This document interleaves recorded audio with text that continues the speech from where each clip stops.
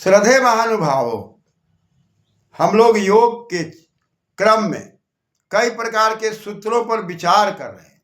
सूत्रों पर विचार करना, अमल करना, जीवन में लाना अत्यंत आवश्यक है।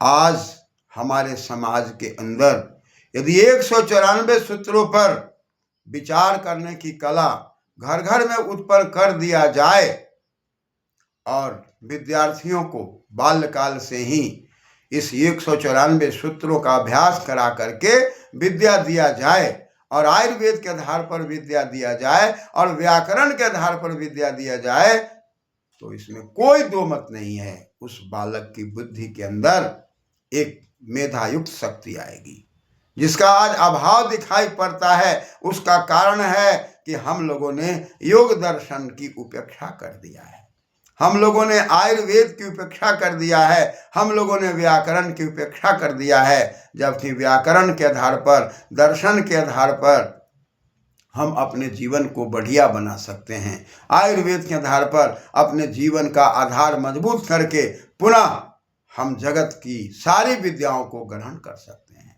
चाहे हम फिजिक्स पढ़ें, केमिस्ट्री पढ़ें, मैथ्स पढ़ें, इंग्लिश पढ़ें, हिंदी पढ़ें या कोई भी भाषा का अध्ययन करें, यदि मेरा आधार आयुर्वेदीय हो, दर्शनीय हो और साथ ही साथ व्याकरण के आधार पर हो, तब इन विघ्नों को समझना और विघ्नों को समझ करके बाल और बालकों को और कुमार और कुमारियों को सही दिशा दिया जा सकता है। इस ओर प्रयास करने की आवश्यकता है क्रमशः। धन्यवाद।